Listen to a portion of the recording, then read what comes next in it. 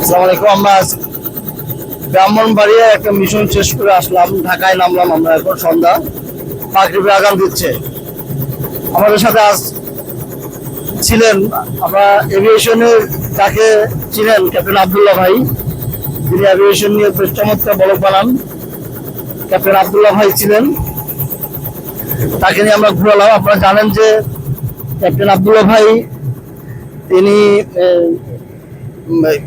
বিমানের পাইলট, দীর্ঘদিন তিনি বিমানের পাইলট ছিলেন। এখন তিনি একটা এভিয়েশন কোম্পানির ডিএফও হিসেবে আছেন।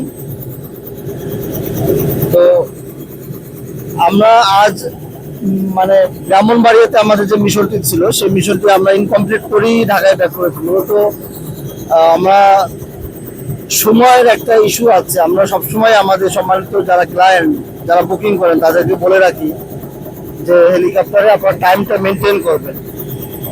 আজ আমাদের দুঃখের সাথে বলতে হচ্ছে, যিনি হেলিকপ্টার বুকিং করেছেন ব্রাহ্মণবাড়িয়াতে, তাকে বলকনে রেখে আমাদের হচ্ছে ঢাকায় চলে আসতে হয়েছে। আপনারা দেখতেছেন হচ্ছে এখন সন্ধ্যা হয়ে গেছে, মাগরিবের আজান দিয়ে দিচ্ছে। হেলিকপ্টারের নিয়ম অনুযায়ী, সিভিল এভিয়েশনের রুলস অনুযায়ী ঢাকাতে সন্ধ্যার আগেই ব্যাক করতে হয়।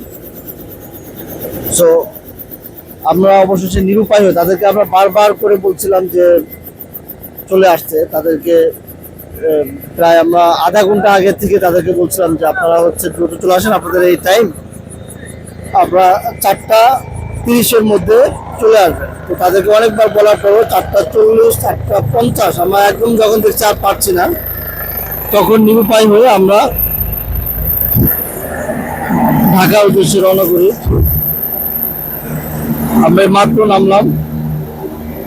তো আমাদের যারা হেলিকপ্টার বুকিং করেন তাদেরকে অনুরোধ করবো যে আপনারা টাইমিং এর ব্যাপারটা একটু মাথায় রাখবেন, না হলে আমাদের কাছেও খারাপ লাগে যেভাবে আসলে আপনাদেরকে রেখে আসলে। কারণ হচ্ছে আপনারা এত টাকা দিয়ে বুকিং করেন, পরবর্তীতে যদি হচ্ছে আপনাদেরকে আমরা হ্যাপি না করতে পারি, আমাদের নিজেদের কাছেও খারাপ লাগে।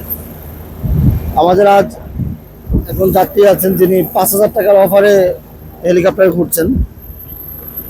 কেমন লাগছে আজকে প্রবাসী হেলিকপ্টার 5,000 টাকার অফারে?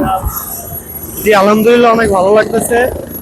আসলে প্রথমবার মনে করছি আসবো না, আবার দ্বিতীয়বারেও এতটাই ভালো লাগছে যে দ্বিতীয়বার আপনার সাথে চলে আসছি।